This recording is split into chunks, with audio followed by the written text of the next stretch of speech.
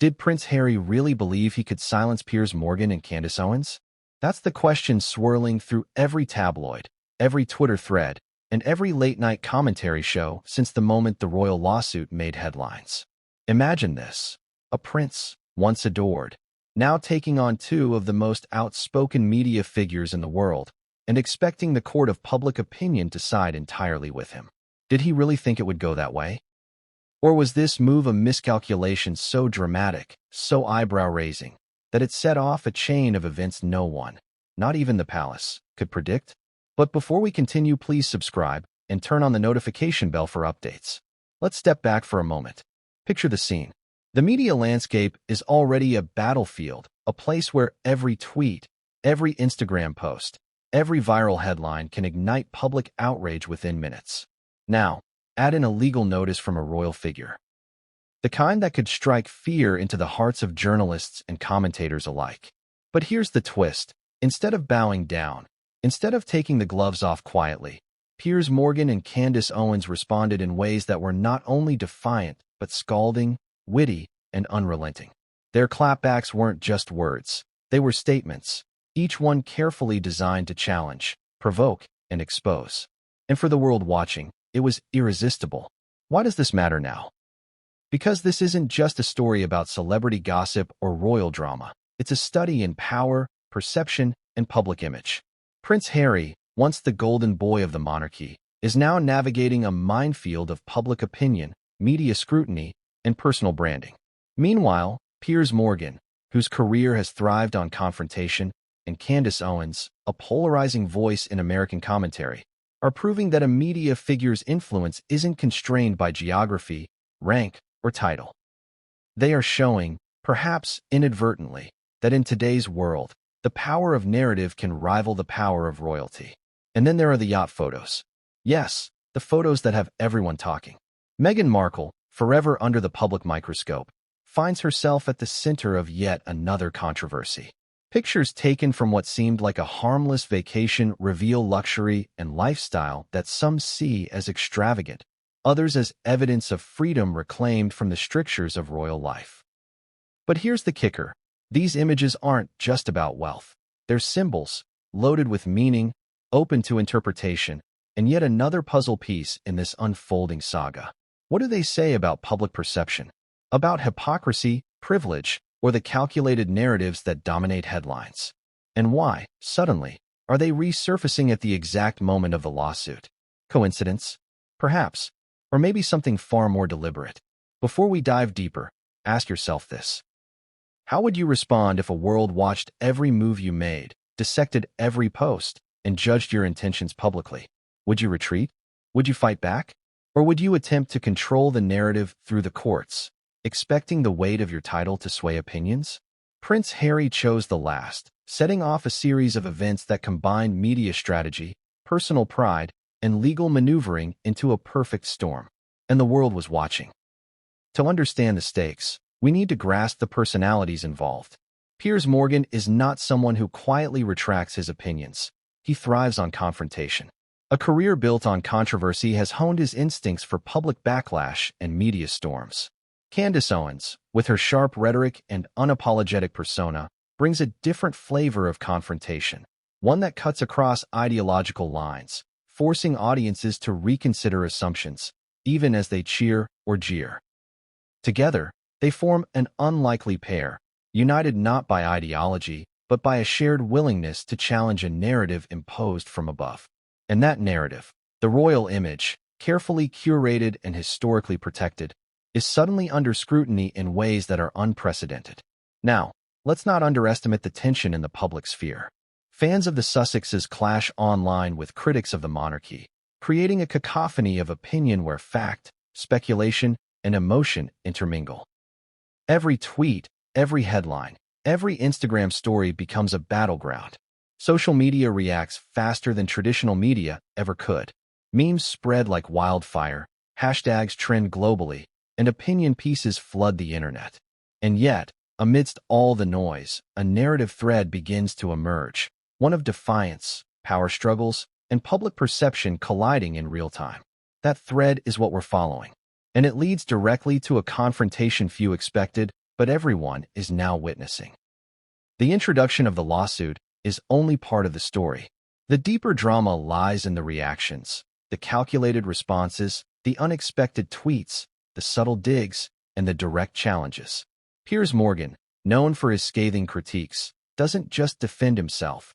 He attacks, exposes inconsistencies, and questions motives. Candace Owens, equally strategic, leverages her platform to amplify her points, draw connections, and escalate the debate. For the audience, it's addictive. Each statement, each counter, each revelation pulls you in deeper. It's not enough to skim headlines. You have to follow the story, piece by piece, to grasp the full scope. And what about Meghan Markle's yacht photos? They are not merely snapshots of luxury. They are cultural lightning rods. Public opinion swings wildly. Some see empowerment, freedom, and the joys of private life. Others perceive excess, privilege, and a disconnect from ordinary citizens. Every detail, the angles, the background, the presence or absence of staff, feeds speculation. Why now? Why here? The timing is uncanny. It aligns with the lawsuit's publicity, creating a perfect storm of attention. And while the world debates the implications, an undercurrent of strategy runs beneath the surface, suggesting that nothing about this situation is accidental. So, what exactly did Prince Harry hope to achieve? Silence critics? Protect privacy? Control the narrative? Or was it a gamble, a test of public loyalty, and a measure of how much influence his title still wields?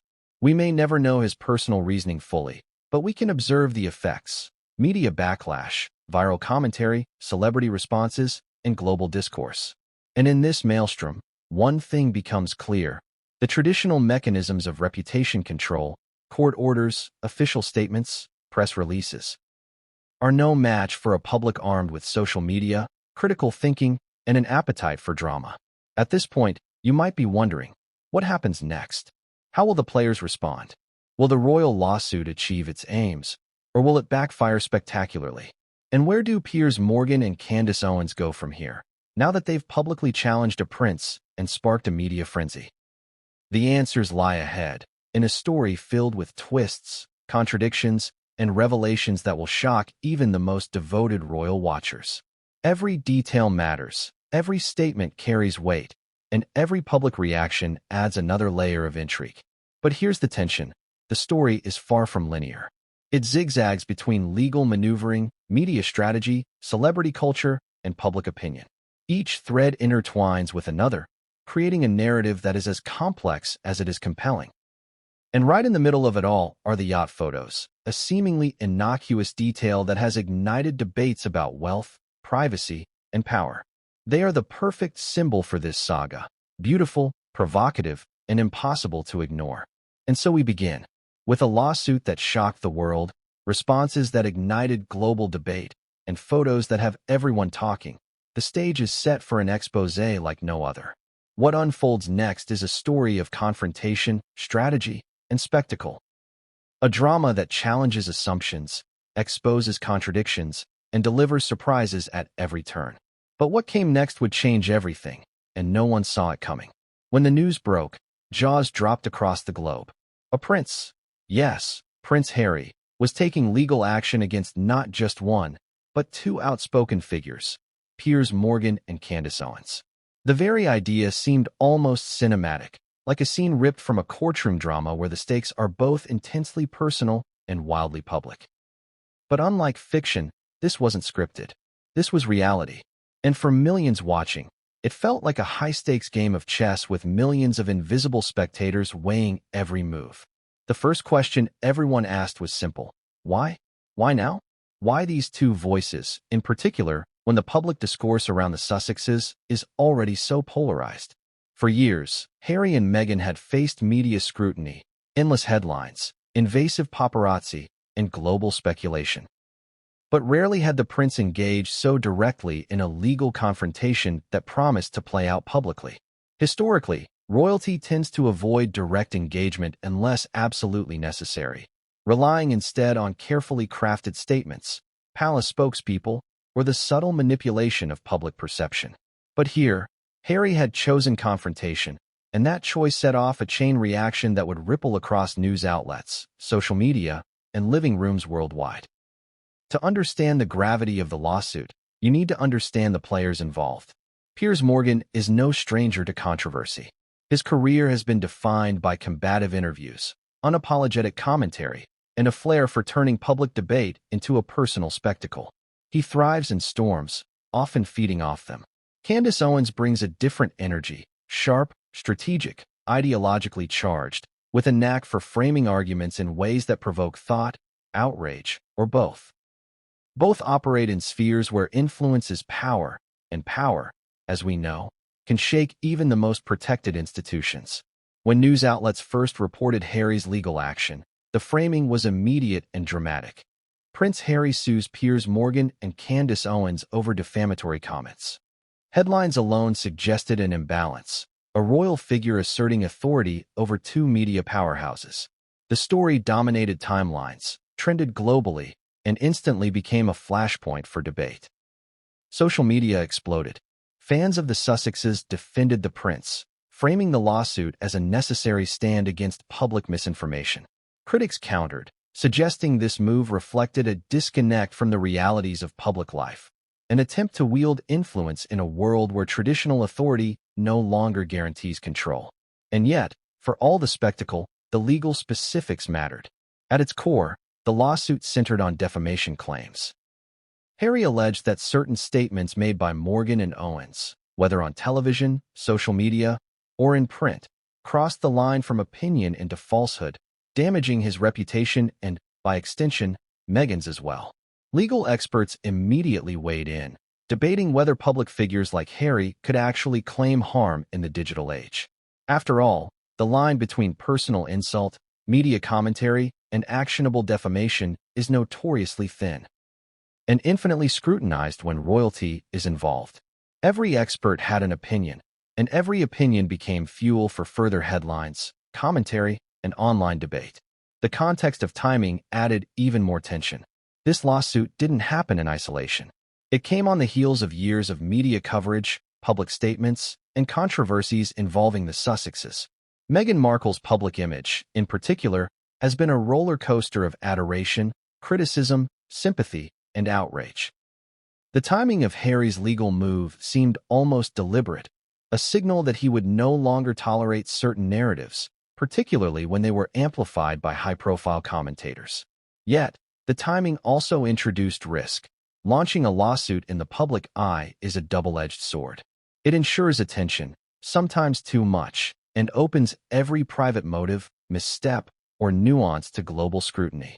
Public reaction was swift and polarized. Within hours of the news breaking, social media feeds were flooded with opinions, memes, and outrage. Some argued Harry was right to defend his name. Others saw the move as heavy-handed, perhaps even performative. The conversation wasn't limited to the UK. Across the Atlantic, American media outlets framed the lawsuit within the larger narrative of celebrity culture and the power dynamics between public figures and royalty. Suddenly, what might have been a private legal maneuver had transformed into a global spectacle. Every tweet mattered, every opinion became news, and every response had the potential to escalate the situation further. But the intrigue didn't stop there. Details began emerging about the communications between Harry and his legal team. Anonymous sources suggested intense debates over strategy, how to frame the lawsuit, which public statements to include, and how to anticipate the reactions of two individuals who had spent careers navigating and manipulating public perception. The stakes were high. One misstep could not only undermine the case, but also generate negative publicity, giving Morgan and Owens the upper hand in public opinion before any court ruling even occurred. And then came the first responses from the defendants themselves, responses that would redefine the narrative. Piers Morgan, predictably, did not issue a subdued, polite statement. Instead, he addressed the lawsuit head-on in a series of broadcasts, interviews, and written pieces. His messaging was aggressive, defensive, and calculated to resonate with his core audience while challenging the legitimacy of Harry's claims. Candace Owens, similarly, leveraged her social media platforms to dissect, critique, and mock aspects of the lawsuit, framing the story in a way that highlighted contradictions and questioned motives. Together, their responses created a dynamic rarely seen when royalty engages with public media figures, an active, vocal pushback that shifted some of the public's focus from the lawsuit itself to the personalities involved. This is where the drama intensifies. A legal battle might seem straightforward on paper, but in the court of public opinion, every word, gesture, and comment is magnified. The situation evolved rapidly. Tweets went viral, interviews were dissected line by line, and analysis pieces tried to predict the winner before any courtroom proceedings even began. And in the midst of it all, ordinary viewers found themselves captivated by a story that blended power, fame, and strategy. It wasn't just a lawsuit, it was a spectacle.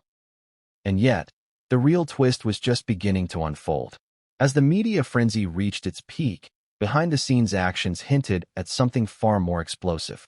Legal filings, private communications, and off-the-record comments suggested that Harry's team was preparing for contingencies, anticipating the kind of media firestorm that would make most legal strategists nervous.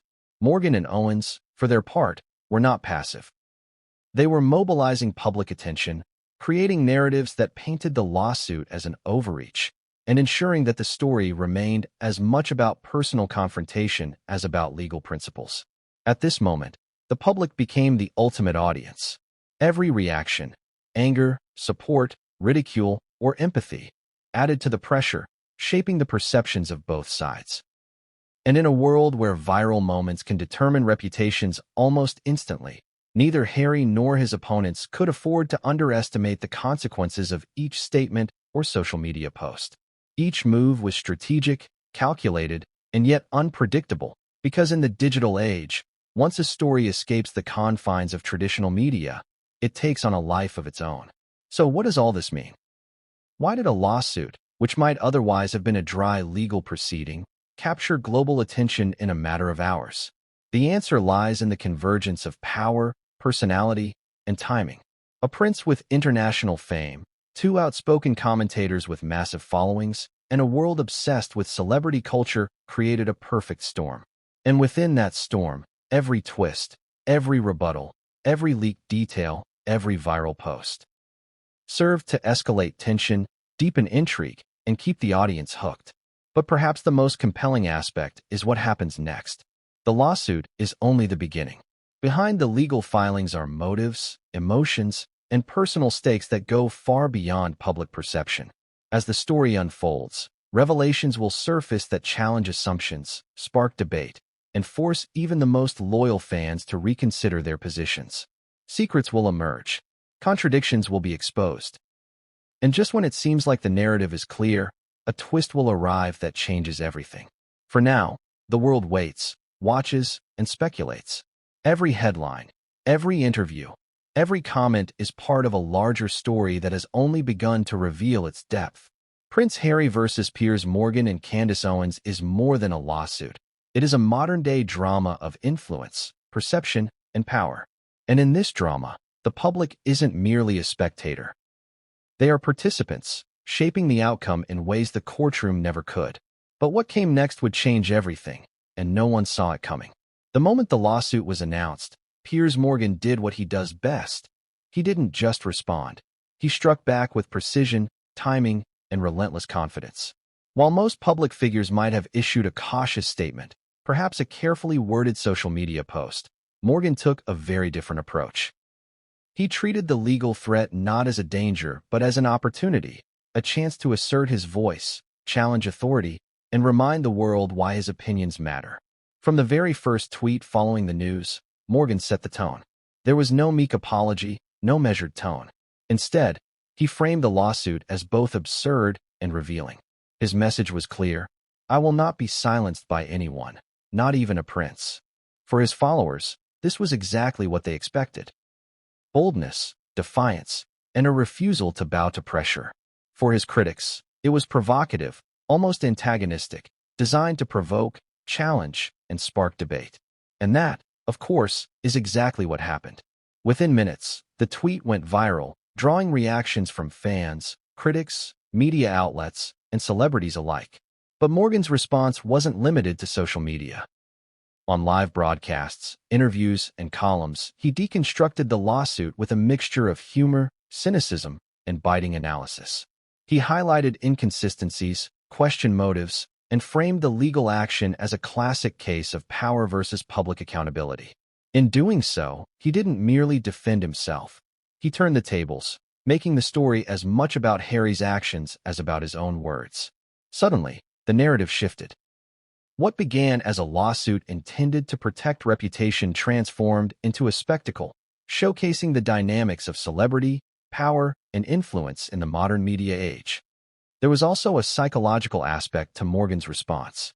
He knew that the moment a public figure like Prince Harry engages in a lawsuit, the media's attention intensifies, and the court of public opinion becomes even more critical. By responding aggressively, Morgan claimed the moral high ground in a way that few legal strategies could match. He positioned himself as the unflinching commentator, willing to speak uncomfortable truths and challenge authority.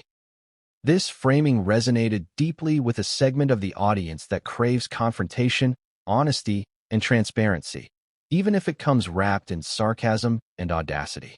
But Morgan didn't stop at broad strokes. He was meticulous in his strategy. Every appearance, every comment, every article was carefully calibrated to emphasize contradictions, hypocrisy, and the perceived overreach of the lawsuit. He dissected public statements from Harry and Meghan, highlighted discrepancies in media reporting, and framed certain behaviors as emblematic of a larger pattern of entitlement. His words carried weight not just because of their content, but because of the persona he had cultivated over decades, a persona that blends fearlessness, controversy, and credibility in equal measure. One of the most striking aspects of Morgan's response was how he leveraged storytelling. Rather than merely rebutting claims point by point, he painted a narrative, a royal figure attempting to silence critics in a world where public opinion cannot be controlled. He invoked historical context, drawing parallels to previous media confrontations involving the monarchy, and framed the lawsuit as a continuation of a long-standing tension between public figures and those who scrutinized them. The effect was immediate. Viewers didn't just follow the lawsuit. They became invested in the story, curious about what might happen next, and eager to see whether Morgan's defiance would prevail. There was also a personal dimension to his responses. Morgan made it clear that this wasn't just about professional integrity or defending against defamation. It was about principles, freedom of speech, accountability, and resisting attempts to manipulate narrative through intimidation. He framed the lawsuit as emblematic of a broader struggle, one that transcends individual personalities and touches on fundamental issues of media power, transparency, and public influence. By doing so, he elevated the discussion beyond celebrity gossip, making the conflict relevant to anyone who cares about the balance between power and accountability. And then came the moments that truly amplified the drama. Morgan didn't shy away from revealing behind-the-scenes insights. Sometimes hinted, sometimes explicitly stated, that suggested he had access to information, sources, or perspectives that complicated the royal narrative. Each revelation, carefully timed, served to increase suspense, provoke outrage, and deepen public fascination. His commentary often carried an emotional undertone, a mix of incredulity, irony, and righteous indignation.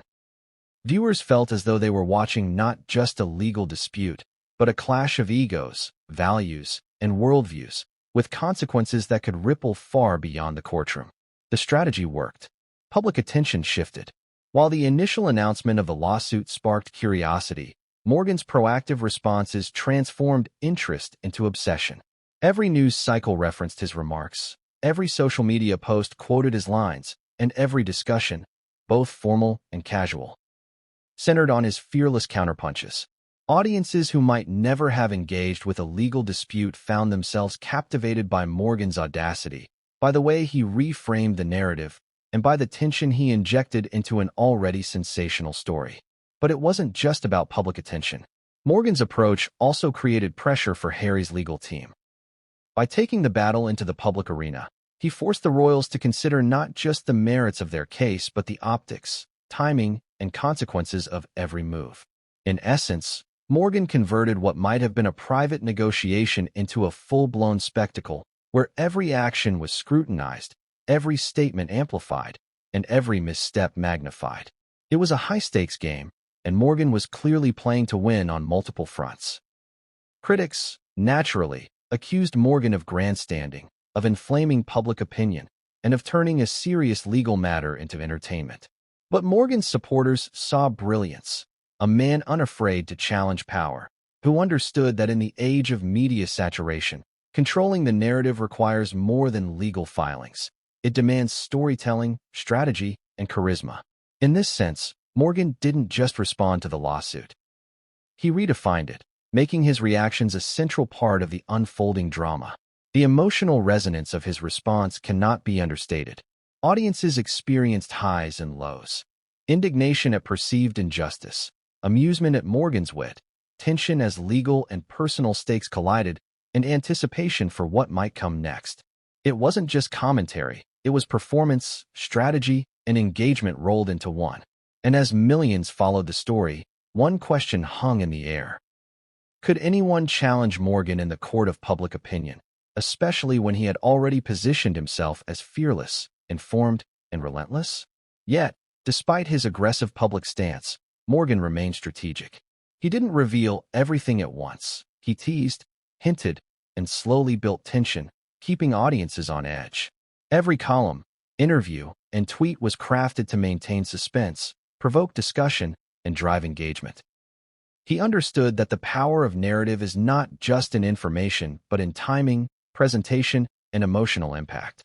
And in doing so, he turned a simple defamation lawsuit into a media phenomenon that would dominate headlines and dominate online discourse for weeks to come. By the end of the first wave of his responses, the message was unmistakable. Piers Morgan would not be silenced, intimidated, or sidelined. And more importantly, he had successfully shifted the narrative. Instead of focusing solely on the lawsuit and its potential impact on Harry's reputation, the public conversation now centered on Morgan's defiance, strategy, and influence. It was a bold, calculated, and profoundly effective move. But as the world watched Morgan's every word, one looming question remained. How would Prince Harry respond next? Would he escalate, retreat, or attempt a new strategy? And more importantly, what unforeseen consequences would arise from this clash of personalities, power, and public scrutiny? The answers were not yet clear, but one thing was certain. The battle lines had been drawn, and the world was watching every move. And then came the twist no one saw coming. A revelation in Morgan's public response that would escalate the story to a level beyond mere headlines, setting the stage for Candace Owens' equally explosive entry into the fray. The moment Candace Owens stepped into the narrative, the intensity of the story escalated exponentially. Where Piers Morgan relied on a blend of aggressive wit, media savvy, and sheer bravado, Owens brought a different energy, calculated, sharp, and impossible to ignore. She didn't just respond. She reframed the debate, injecting ideological and cultural commentary into a conflict that had already captured global attention. And the result?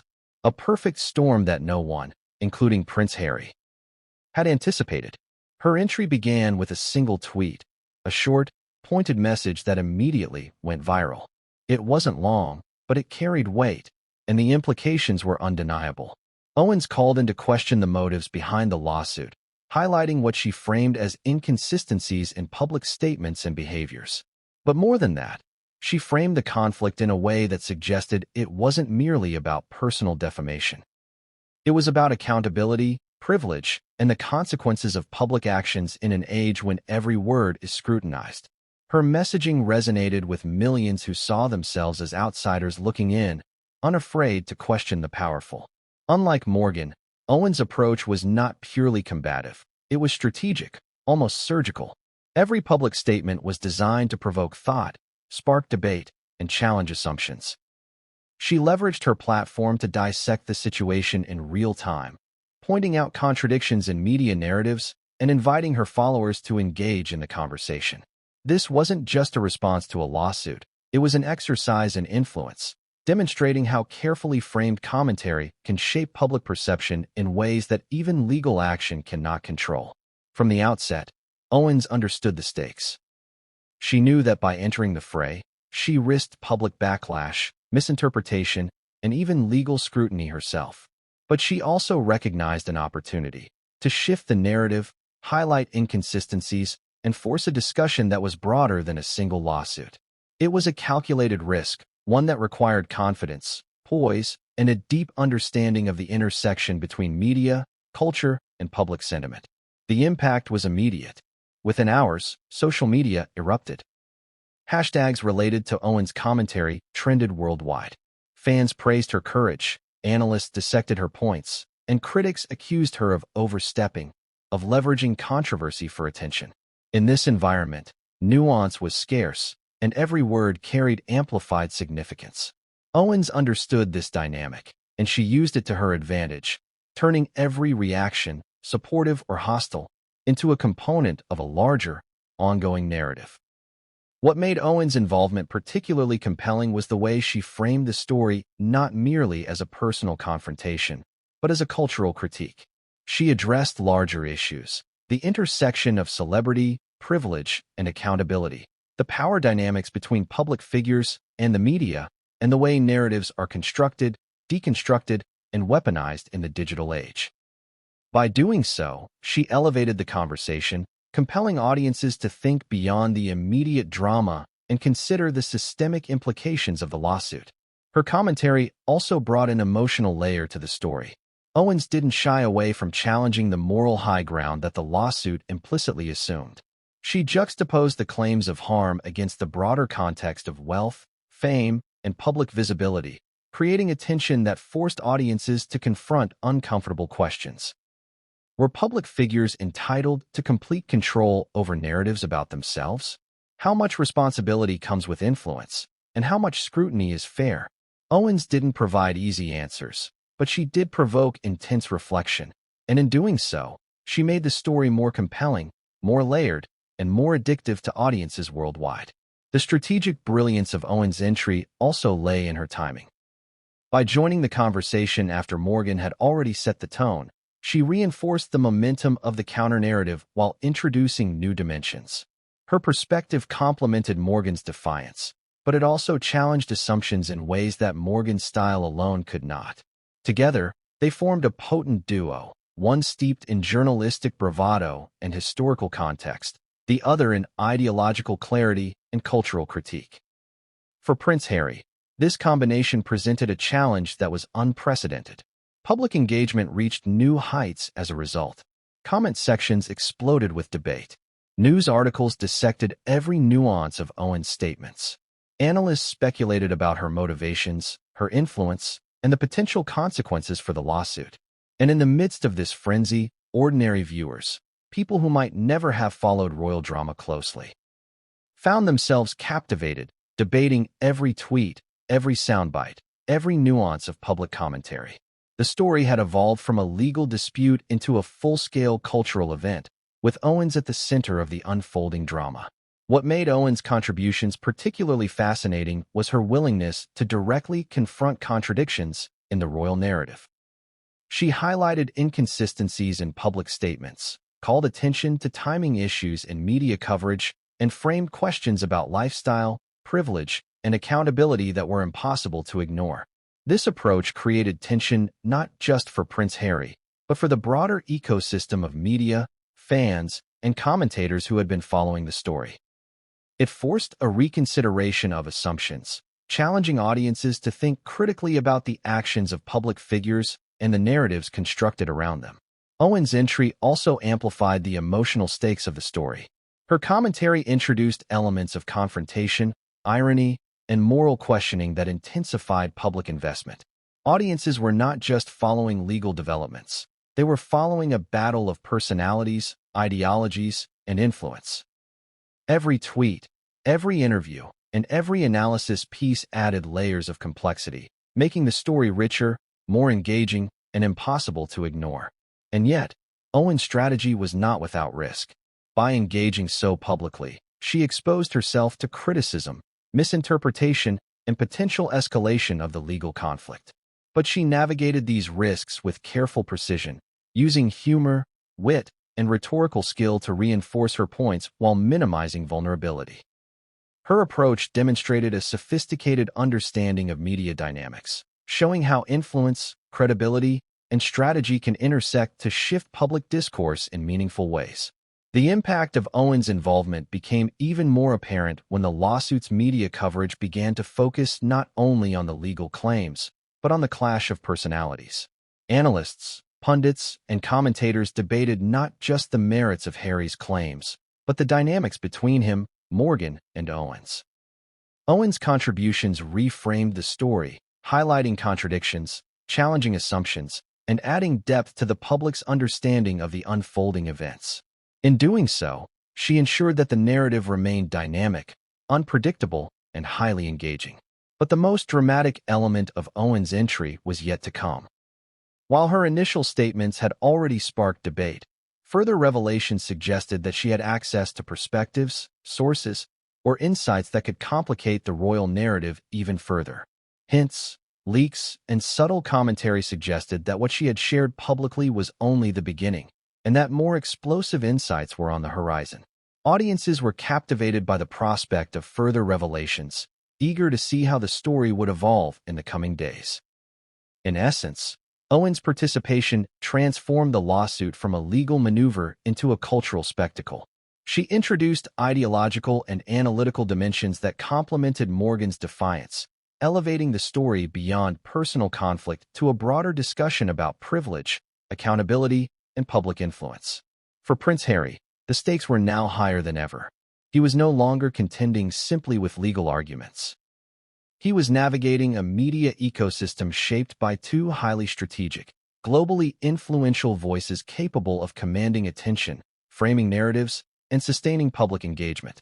And yet, as Owens continued to shape the discourse, a new tension emerged. While her interventions reinforced the counter-narrative, they also introduced unpredictability. Every tweet, every commentary piece, every public statement became a potential spark for further escalation. The story had evolved from a controlled legal matter into a dynamic, multi-layered conflict where influence, strategy, and public perception intersected in unpredictable ways. The audience, of course, was enthralled. Fans and critics alike followed Owens' every move, speculating about next steps, analyzing nuances, and debating implications. She had succeeded in turning a single narrative, Harry's lawsuit, into a complex, high-stakes drama with multiple layers of intrigue. And in doing so, she set the stage for the next phase of the story, the convergence of media strategies, public perception, and previously unseen revelations that would challenge assumptions and change the course of the narrative entirely. By the time Owens' initial wave of responses concluded, one thing was clear. Prince Harry's legal strategy had encountered an unexpected obstacle. These weren't passive commentators. These were skilled media strategists with the ability to manipulate narrative, shape public perception, and sustain engagement in ways that traditional legal approaches could not anticipate. The lawsuit was no longer a simple case of defamation. It had become a public spectacle, a media chess match, and a cultural conversation, with Owens playing a central, indispensable role. But just when it seemed the story had reached a new equilibrium, whispers began to circulate about previously unseen details in Meghan Markle's yacht photos. Details that would introduce an entirely new layer of controversy, complicating the narrative further and ensuring that the drama was far from over. And what came next would ignite the public imagination in ways no one saw coming. It started as a seemingly innocuous set of images. A private vacation, a yacht gliding through crystal waters, and Meghan Markle captured in candid moments of leisure.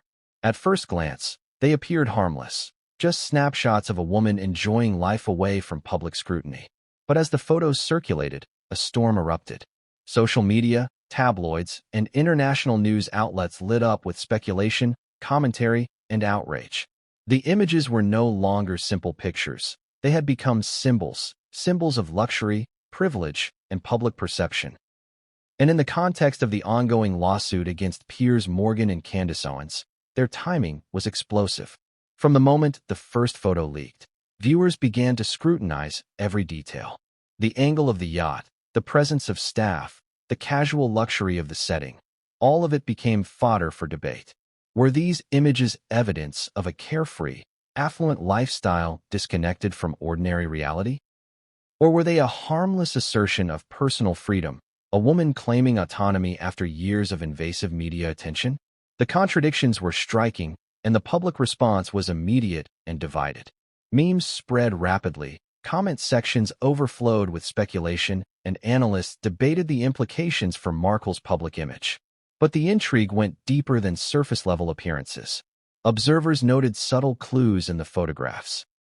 The positioning of objects, the backdrop of exclusive locations, and even the body language of those pictured. Every detail carried potential meaning. To some, these were just aesthetics, a curated lifestyle meant to convey elegance and freedom. To others, they were evidence of ostentation, a reminder of wealth and privilege that clashed with the narrative of personal struggle often associated with the Sussexes. And to a third group, the photos hinted at something more. Strategic signaling, a way to reclaim control over an image long dominated by media narratives. The timing was uncanny. The yacht photos resurfaced in the midst of Harry's lawsuit, at a moment when global attention was focused on the clash between the prince and outspoken commentators. For Morgan and Owens, these images offered additional material to frame their narratives. For supporters of the Sussexes, the images prompted defensiveness, with arguments emphasizing privacy, context, and the right to enjoy one's personal life. For critics, however, the timing seemed almost calculated, a reinforcement of perceived extravagance at a moment when the royal couple was under intense scrutiny. The images themselves were striking. Meghan was photographed engaging in leisurely activities, her demeanor relaxed, her surroundings impeccably maintained. The yacht, sleek and modern, seemed emblematic of luxury and freedom. Observers noted the details. Plush seating, elegant tableware, and glimpses of the water reflecting sunlight like a scene from a high-budget travel magazine. Yet, despite the visual appeal, the photos were immediately politicized. Every onlooker seemed to see a narrative that aligned with their beliefs: indulgence, empowerment, detachment, or audacity. The interpretation was never neutral. Social media reaction was instantaneous and viral. Platforms like Twitter, Instagram, and TikTok became battlegrounds of perception. Memes comparing the yacht to palaces, critiques of perceived excess, and even humor-laden commentary exploded across feeds. Fans defended Meghan's right to privacy and leisure, citing relentless media scrutiny as justification for her lifestyle choices. Critics, however, framed the photos as emblematic of disconnect, highlighting the tension between public expectation and private behavior. Every post, every comment, every share magnified the controversy, turning the images into a catalyst for broader debates about wealth, fame, and accountability. But the photos were more than just visual fodder. Experts in media, public relations, and psychology weighed in, analyzing how visual cues influence perception. The arrangement of objects, the use of lighting, and the candid nature of the shots were dissected, revealing layers of messaging, intentional or otherwise. In the court of public opinion, these small details mattered immensely. They shaped interpretations, influenced reactions, and added nuance to a narrative that was already complex and highly charged. And then there was the cultural dimension. Meghan Markle, as a public figure, exists at the intersection of royalty, celebrity, and activism. Every public action, every photo, every statement, every appearance is laden with symbolic meaning. In this context, the yacht images were interpreted not merely as leisure, but as commentary, a subtle assertion of autonomy, a demonstration of lifestyle choices free from external control, and a visual statement in a world obsessed with optics. To supporters, it was empowerment. To detractors, it was evidence of excess. And in the context of Harry's legal battle, it became a prism through which every public reaction was refracted. The media frenzy intensified as pundits began to contextualize the yacht photos against a backdrop of legal drama. Some framed the images as evidence supporting Owens and Morgan's narrative, that the royal couple's public claims and personal actions were incongruent. Others argued that the photos were irrelevant to the lawsuit itself, cautioning that personal freedom and privacy must be respected. Headlines vacillated between outrage, analysis, and speculation, further amplifying the narrative and keeping audiences engaged. Interestingly, the photos also sparked debates about privilege and perception. Observers noted the disparity between public expectation and private behavior, raising questions about authenticity, representation, and image management. Was Meghan exercising agency over her personal life, or was she performing for public consumption? Were these images evidence of deliberate narrative control, or were they merely incidental captures of a vacation? The ambiguity fueled further discussion, creating layers of intrigue and deepening public engagement with the story. But perhaps the most compelling aspect of the yacht photos was the element of surprise. Certain details, an unexpected guest, the angle of a photograph, or a seemingly trivial object, hinted at a story beyond the surface. Analysts speculated about context, intent, and the potential implications for public perception. Every viewer, consciously or unconsciously, attempted to decode the images, searching for hidden meaning, evidence of contradiction, or confirmation of preconceived beliefs. In this sense, the photos became a puzzle, drawing viewers into a narrative that combined visual appeal with emotional, social, and political resonance. The timing of the leak also raised questions. Was this a coincidence, or was there strategy involved? Critics suggested that the resurfacing of the yacht photos amidst a global legal dispute indicated calculated media maneuvering, intended to influence public perception at a critical juncture. Supporters countered that the images were simply a product of chance, reflecting a private moment made public by circumstances beyond control. Either way, the discussion amplified the stakes, reinforcing the notion that in the modern media ecosystem, image, timing, and context are as critical as facts themselves. Public engagement reached a fever pitch.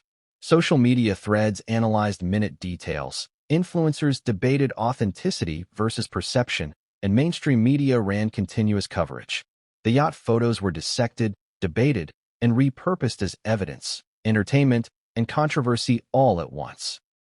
Every share and comment contributed to the story's momentum, keeping audiences invested in a narrative that blended personal, legal, and cultural dimensions. As the scrutiny intensified, Meghan Markle's public image faced a dual narrative. On one hand, supporters emphasized empowerment, freedom, and privacy. On the other, detractors highlighted ostentation, disconnect, and performative behavior. This tension created a fertile environment for continued speculation, discussion, and debate, ensuring that the story remained dynamic, unpredictable, and highly engaging for audiences worldwide. And yet, amidst all this, one question loomed largest: how would Prince Harry respond? The lawsuit was already underway, Meghan and Owens were actively shaping the narrative, and now, these images added another layer of complexity. Any reaction, or lack thereof, could have significant consequences, influencing public opinion, media framing, and the ongoing discourse around privilege, transparency, and personal agency. In essence, the yacht photos were no longer mere images. They had become symbols, tools, and catalysts, a visual representation of a story that was evolving faster than anyone could fully control. Every viewer, analyst, and commentator had an interpretation, each one reinforcing the tension, deepening the intrigue, and increasing the stakes for every player involved. And just when it seemed that the photos had revealed all there was to know, a detail emerged that reframed the conversation entirely, an overlooked aspect that would challenge assumptions, spark new debates, and push the unfolding saga into uncharted territory. What came next would leave audiences stunned, forcing a reevaluation of what they thought they knew about privilege, perception, and the dynamics of this unprecedented royal media confrontation. From the moment Prince Harry filed his lawsuit, the media ecosystem exploded. Headlines blared across screens worldwide, social media feeds overflowed, and every news outlet, no matter the ideology, jumped on the story. The clash between a royal prince and one of the most combative journalists in history, Piers Morgan, wasn't just a story. It was the story, the kind that commands attention, dominates discussions, and sparks heated debates in seconds. For decades, Piers Morgan has been a master of media manipulation, an expert in turning personal opinions into viral sensations. Yet even he could not have anticipated the scale of coverage that Harry's lawsuit would trigger. Every major network ran special segments. Opinion columns dissected the merits of the case line by line, Social media exploded with reactions ranging from outraged memes to in-depth analyses of the prince's legal strategy. It was a feeding frenzy, and Morgan, unsurprisingly, thrived in it. At the heart of the storm was the framing of the conflict. Headlines didn't merely report, they shaped perception. Prince Harry sues Piers Morgan over defamation immediately conjured a David versus Goliath image, a prince wielding royal authority against a loud, unapologetic media figure. Variations across outlets. Morgan faces royal wrath. Harry takes on media firebrand. Defiant Morgan claps back at Prince. Each carried subtle connotations, reinforcing tension, inviting speculation, and keeping audiences engaged. What's remarkable is how quickly the media ecosystem adapted to Morgan's responses. He didn't remain a passive subject. He became part of the story. Analysts, columnists, and even his rivals in journalism covered not only the lawsuit itself, but also the spectacle of his reaction, the interviews, the columns, the social media tirades. Morgan had, in effect, transformed himself into a central character, ensuring that his narrative dominated the conversation while the lawsuit served as the dramatic backdrop. Social media magnified this effect. Platforms like Twitter, Instagram, and X became arenas where narrative battles played out in real time. Every tweet, retweet, and comment acted as fuel for engagement, driving algorithms and amplifying visibility. Memes depicting Morgan as a fearless gladiator against royal authority circulated rapidly. Hashtags like #MorganVersusHarry trended worldwide. Analysts tracked engagement metrics, noting unprecedented spikes in viewership, interaction, and virality. What began as a legal dispute evolved into a global conversation shaped by perception, emotion, and spectacle. Mainstream media outlets weren't passive observers either. Newspapers, television stations, and online publications dissected the lawsuit from every angle. The legal strategy, the implications for free speech, the role of celebrity influence, and the ongoing cultural debate surrounding privilege and accountability.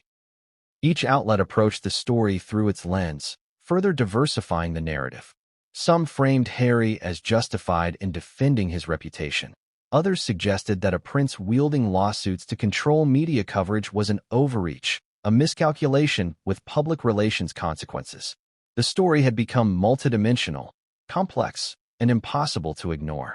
One of the most fascinating dynamics of the media storm was the speed and intensity with which the public engaged.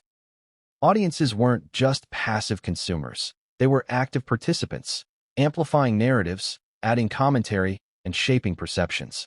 Social media became a vast network of citizen journalists, each contributing opinions, analysis, and emotional reactions. In this environment, Morgan's reactions, Owens' commentary, and even the resurfacing yacht photos became catalysts for ongoing debate, fueling cycles of attention that kept the story alive for weeks. The interplay between traditional and digital media further heightened the drama. Television segments dissected tweets. Online articles cited headlines. Podcasts discussed columns. Even casual viewers who never engaged with royal news before were swept into the narrative, drawn by the spectacle of a royal lawsuit, an unflinching media figure, and the swirling controversy surrounding Meghan Markle's lifestyle. It wasn't just reporting. It was participatory storytelling, where every actor in the ecosystem contributed to a continuously evolving narrative. The headlines themselves became symbolic. Consider phrases like "Defiant Morgan refuses to back down" or "Royal lawsuit ignites media firestorm." These weren't neutral. They were designed to provoke emotion, spark debate, and reinforce engagement. Language mattered. Each verb, each adjective, each framing choice carried weight, subtly influencing public perception. In effect, the media didn't just report the story, they constructed it, transforming legal filings and personal commentary into a global phenomenon. The media storm also revealed the limits of traditional narrative control. Prince Harry, accustomed to careful messaging, suddenly faced an environment where every statement could be amplified, critiqued, or misinterpreted within minutes.